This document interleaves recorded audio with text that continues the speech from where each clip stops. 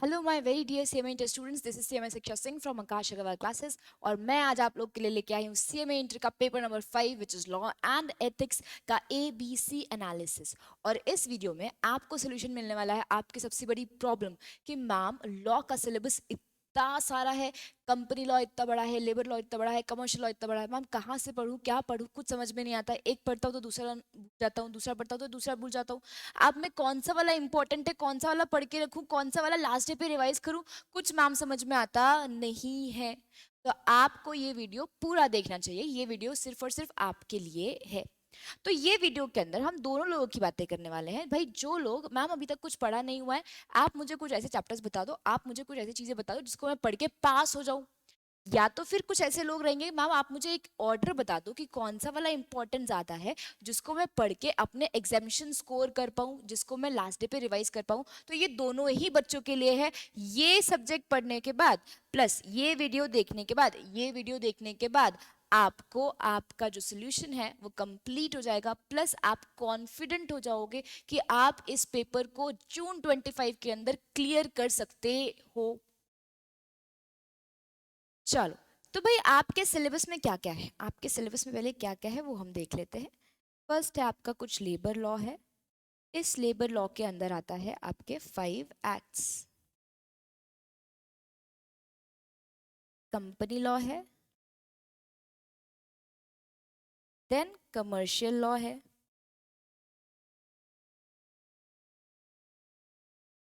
Then ये 3 sections में आपका लॉ का पार्ट डिवाइडेड है। और लास्ट में एक सेक्शन आता है आपका एथिक्स। डन क्या, अरे हो गया क्या, पता क्या। चलो, अब हमें जानना है कि मैम कौन सा वाला क्या करना है, पहले करना है क्या नहीं करना है। तो उसके हिसाब से मैं आपको देने वाली हूँ एक प्रायोरिटी लिस्ट। एक प्रायोरिटी लिस्ट आपको भी आपके नोटबुक में ये बना के लेना है। तो फर्स्ट प्रायोरिटी अपनी होनी चाहिए, पहला प्रायोरिटी होना चाहिए इंडस्ट्रियल लॉ। इंडस्ट्रियल लॉ, तो फर्स्ट प्रायोरिटी होनी चाहिए हमारी इंडस्ट्रियल लॉ। इंडस्ट्रियल लॉ का बेटे every attempt 14 marks is there, every attempt 14 marks, every attempt. इसके अंदर का मैं आपको ऑर्डर भी लिख के दूंगी, मैं इसके अंदर का आपको ऑर्डर भी लिख के दूंगी। मतलब क्या, सबसे पहला इंपॉर्टेंट जो आपका रहेगा वो रहेगा कोड ऑन वेजेस। सबसे इंपॉर्टेंट आपका रहने वाला है कोड ऑन वेजेस। सबसे इंपॉर्टेंट आपका रहेगा code on wages. Code on wages के बाद सेकंड नंबर पे आएगा आपका ग्रेच्युटी एक्ट। थर्ड नंबर पे आएगा आपका EPF and ESI act. Fourth number पे आएगा आपका फैक्ट्रीज एक्ट।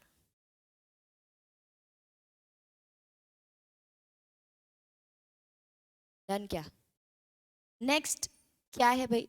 मैम ये 14 मार्क्स का आता है, 14 मार्क्स का आता है, आप जरा हमको बताओ तो सही, क्या ये हर बार आ रहा है, इतना पढ़ना पड़ेगा मैम सिर्फ 14 मार्क्स के लिए। मैम बच्चा इंडस्ट्रियल लॉ के अंदर जितना भी क्वेश्चन आने आपके को स्ट्रेट फॉरवर्ड आने वाले हैं, तो इजी है, थोड़ा सा पढ़ के स्ट्रेट फॉरवर्ड आंसर्स देके आपको अगर 14 मार्क्स मिल रहे हैं तो आपको क्यों छोड़ना है।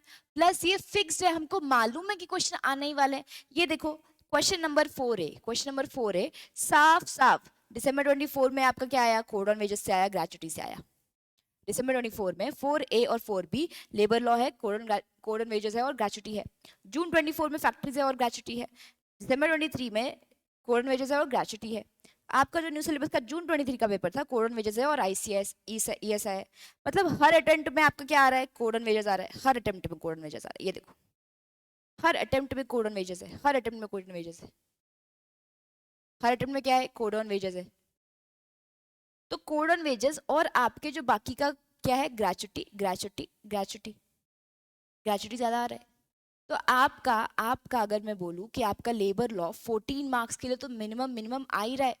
14 मार्क्स के लिए क्या आ रहा है, आ ही रहा है, फिक्स्ड आ रहा है, हमको मालूम है कोई भी सरप्राइज बॉल नहीं आने वाली एग्जाम में, हमको ये मालूम है कि 14 मार्क्स का लेबर लॉ का क्वेश्चन आएगा ही आएगा, वो 14 मार्क्स मुझे कवर करते ही जाना है। तो सबसे पहला फर्स्ट प्रायोरिटी क्या होगा आपका, इंडस्ट्रियल लॉ कवर करना ही करना है। इजी क्वेश्चन है, इजी आंसर्स है, रिविजन पूरा यूट्यूब पे अवेलेबल किया गया है, मैंने खुद ने आपका रिवीजन लिया है, आपको लिखवा लिखवा के लर्न करवाया है। रीजन आपको लिंक मिल जाएगा आपको डिस्क्रिप्शन के अंदर, प्लीज जाके वो लेक्चर्स देखो। आपका कुछ नहीं पढ़ा रहेगा आपने तो वो आपका काम कर देगा, कुछ भी पढ़ा नहीं रहेगा आपने तो वो भी आपका काम कर देगा। सेकंड, मैम लेबर लॉ होने के बाद क्या करने का, मैम लेबर लॉ होने के बाद आपको जाना चाहिए एथिक्स के पास। किसके पास जाना है, एथिक्स के पास।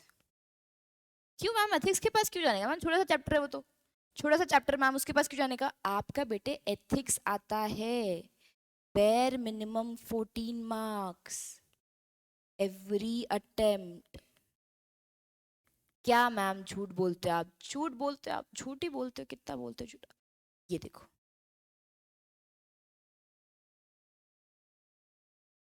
क्वेश्चन नंबर 7, क्वेश्चन नंबर 7 आपके पेपर में हर अटेम्प्ट में ethics ethics ethics ethics ethics, ये आपका ओल्ड सिलेबस है, एथिक्स ओल्ड सिलेबस का, ओल्ड सिलेबस के अंदर यहाँ पे एथिक्स नहीं आया, पर न्यू सिलेबस के जितने भी क्वेश्चन पेपर्स है, 7A क्वेश्चन नंबर 7A और B, क्वेश्चन नंबर 7A और B सब क्या है, एथिक्स है। इसका मतलब क्या है, 14 मार्क्स का बेयर मिनिमम हर पेपर में आ रहा है, हर पेपर में बेयर मिनिमम 14 मार्क्स का आ रहा है। तो नेक्स्ट अपना एथिक्स करना है हमको, नेक्स्ट क्या करना है, एथिक्स करना है। थर्ड क्या करना है अपने को, थर्ड बेटे आप जाएंगे कंपनी लॉ के 2 chapters which is auditor and director। Auditor का चैप्टर और आपके मॉड्यूल के जो 3-4 चैप्टर लास्ट में छोटे से है, operational financial control, board report, की manager personal rights of shareholders, वो सारे को मिला के डायरेक्टर्स के साथ ये चैप्टर्स क्या है, वो चैप्टर्स आपके इंपॉर्टेंट है। क्यों इंपॉर्टेंट है मैम, ये भी आपका बेयर मिनिमम 14 मार्क्स के लिए तो आता ही आता है, 14 मार्क्स के लिए तो आता ही आता है। क्या बात कर रहे हो मैम, ये देखो भरोसा नहीं है तुमको मेरे पे, ये देखो क्वेश्चन नंबर 6, क्वेश्चन नंबर 6 का ए बी दोनों ऑडिटर डायरेक्टर से आया है, क्वेश्चन नंबर 6 का ए बी दोनों ऑडिटर डायरेक्टर से आया है, कंपनी का ऑडिटर डायरेक्टर से आया, ऑडिटर डायरेक्टर से आया, डायरेक्टर से आया, डायरेक्टर से आया, डायरेक्टर से आया। तो आपको ये चारों चारों क्या है, ये दोनों चैप्टर्स क्या है, ये दोनों चैप्टर्स क्या है, बहुत बहुत बहुत इंपॉर्टेंट, फिक्स्ड है, छोटे चैप्टर्स है, इजी चैप्टर्स है, सीधे सीधे क्वेश्चंस लर्न करने वाले, आंसर वही क्वेश्चन आपके एग्जाम में आने वाले हैं, इजी चैप्टर्स है और ज्यादा मार्क्स लाके देने वाले हैं। मैं आपको यह बता रही हूँ तीनों के तीनों क्या है, इजी है और ज्यादा मार्क्स लेके आने वाले हैं। तो अभी तक हमने कितने मार्क्स कवर कर लिए, 14 14 14 मतलब क्या, 28 42 मार्क्स, क्या कर लिया अपन ने, 42 मार्क्स, ये तीनों मिला के ही 42 मार्क्स होते हैं हमारे कवर, 42 मार्क्स क्या होते हैं हमारे कवर। तो जो इंसान पास होने का सोच रहा रहेगा, जो इंसान पास होने का सोच रहा रहेगा, ये 3 करके जाओ और एमसीक्यूज करके जाओ, आप पास होने जितना हो जाएंगे, आप पास होने जितना हो जाएंगे। फिर थर्ड के बाद आपका फोर्थ आपको जाना चाहिए, फोर्थ आपने जाना चाहिए, फोर्थ आपने जाना चाहिए कमर्शियल लॉ की तरफ।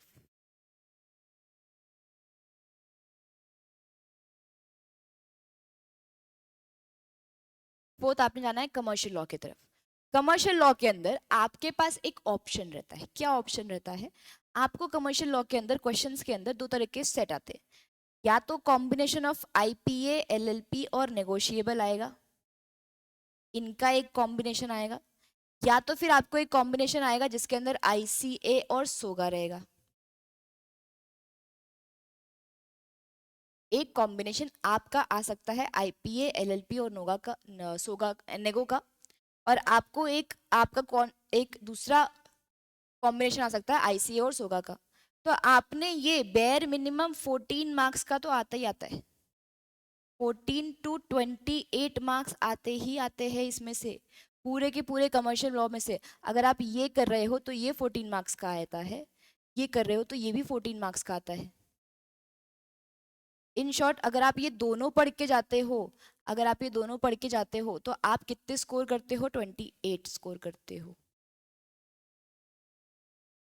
और मुझे ऐसा लगता है कि IPA is also very easy, negotiable is also very easy, ICA is also very easy because you have studied in foundation, आपने फाउंडेशन में पढ़ा हुआ है।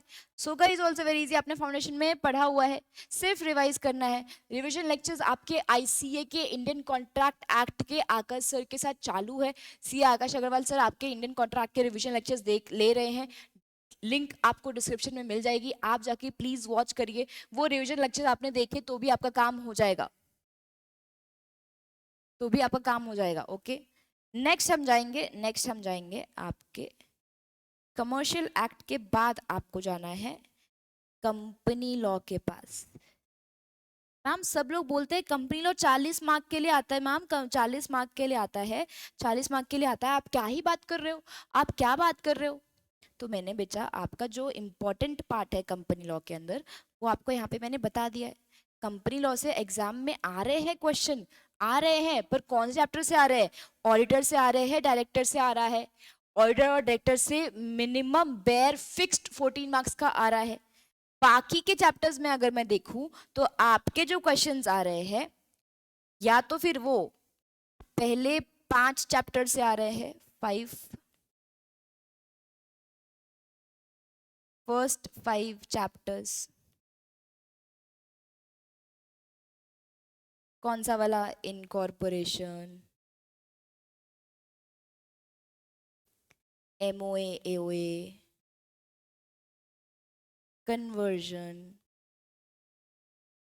सेक्शन 8। तो ये जो कुछ एक्स्ट्रा डॉक्ट्रिन्स, तो ये जो कुछ आपके चैप्टर्स है, ये अगर आपने कर लिए, ये अगर आपने कर लिए, तो आपके कंपनी लॉ का क्या हो जाता है? काम। इसके अलावा अगर कोई क्वेश्चन आता है तो वो कहाँ से आता है? शेयर कैपिटल से आएगा, या तो फिर रजिस्टर एंड रिटर्न से आता है।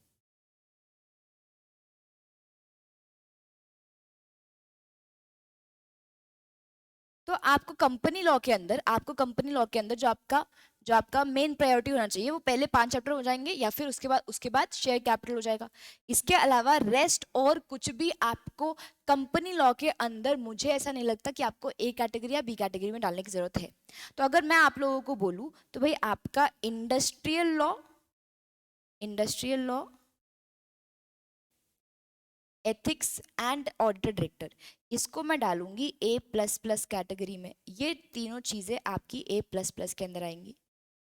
मैं मानती हूँ एक कैटेगरी कुछ नहीं होता, आपको एक कैटेगरी मतलब क्या भाई? A++ करना ही करना है, बिल्कुल करना है। मैं ऐसा नहीं बोल रही हूँ कि आपको कुछ छोड़ना है, मैं बोल रही हूँ कि जो मैंने ये लिख के दिया है ये करना ही करना है, छोड़ना बिल्कुल भी नहीं है। सिर्फ और सिर्फ इनको जो मैं लिख के दे रही हूँ ये करने ही करने हैं। ये है आपका बी कैटेगरी, ये क्या है आपका? B category. कमर्शियल लॉ के अंदर आपको करना है नेगोशिएबल, पक्का ही करना है, आईपीए बिल्कुल पक्का करना है, आईसीए बिल्कुल पक्का करना है, बिल्कुल करना ही करना है। आप लोगों को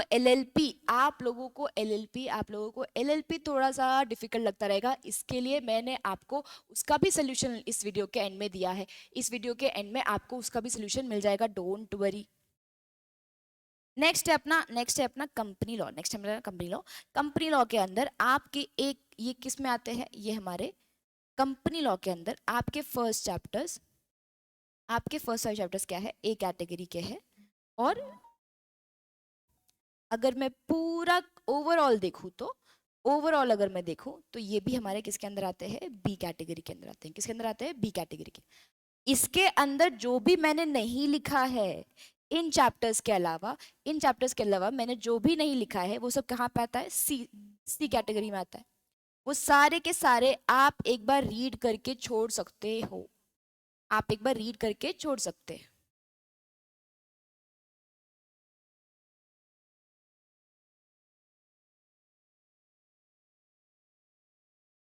डन। तो हमारा ये एबीसी एनालिसिस आपको क्या ला के देगा भाई? अगर आप इतना कर लेते हो, A++ कर लेते हो, अगर आप A++ कर लेते हो तो आपको 42 मार्क्स क्या हो जाएंगे? फिक्स। और इसके साथ आपका क्या हो जाएगा? MCQ आप 30 मार्क्स से करेंगे। आप MCQ अटेम्प्ट 30 मार्क्स से करेंगे, 30 मार्क्स के अटेम्प्ट करेंगे, उसमें से अगर आपको 20 भी आते हैं, 20 भी आते हैं तो आपका पास होने का टाइम हो जाता है। अगर आप ये A++ कैटेगरी और बी दोनों कर लेते हो तो भाई आपका एग्जेम्पशन फिक्स्ड है, आपका एग्जेम्पशन फिक्स्ड है।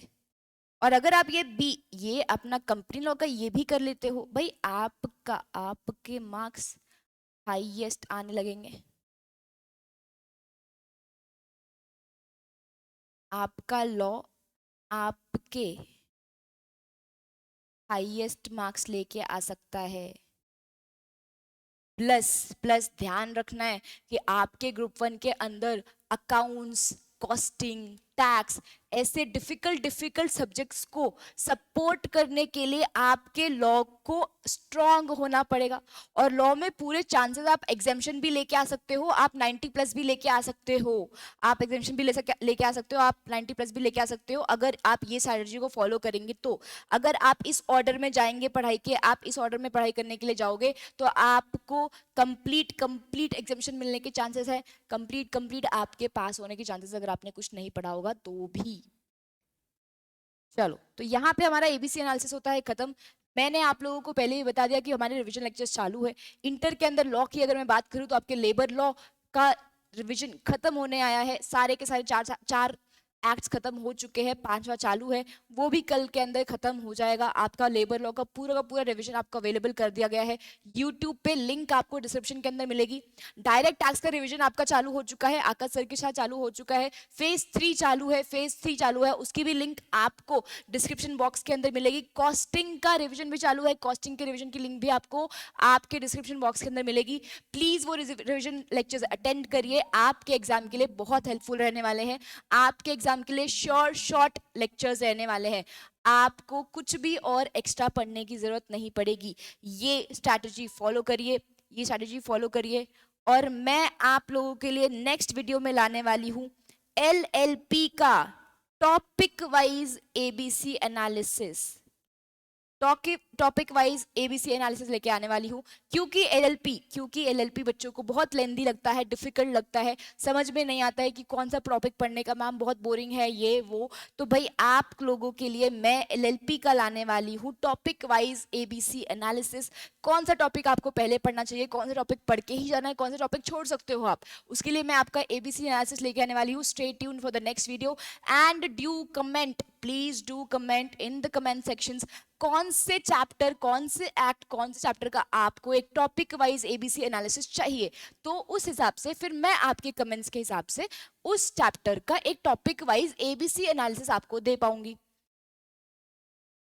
तो प्लीज कमेंट करिएगा, आपके कमेंट सेक्शंस के अंदर जो भी आप चैप्टर्स बोलोगे उसका मैं आपको एक एबीसी एनालिसिस लाके देने वाली हूँ। और आपको मैंने जो अभी ये एनालिसिस बताया है वो पूरा पास पेपर्स के एनालिसिस के हिसाब से बनाया है। देखो मैं आपके सामने दिखता रहेगा, मैंने क्वेश्चन वाइज हर अटेम्प्ट का एनालिसिस करके लिया हुआ है, कब कौन से टॉपिक से क्या आ रहा है, और इस एनालिसिस के पे ही मैंने आपको जो ये स्ट्रैटेजी बताई है वो स्ट्रैटेजी शॉर्ट रहने वाली है। आप इसको फॉलो करिए और आप खुद बोलेंगे मुझे, मैम आपने जो बोला था सिर्फ और सिर्फ वही क्वेश्चंस आए, सिर्फ और सिर्फ उसी चैप्टर से क्वेश्चंस आए हैं। सो see all, bye. Revision lectures चालू है, आप लोग पक्का से अटेंड करेंगे। लिंक्स आपको सारे रिवीजन लेक्चर्स की लिंक डिस्क्रिप्शन बॉक्स के अंदर मिल जाएगी। Thank you very much, see you all, bye. Like share and comment.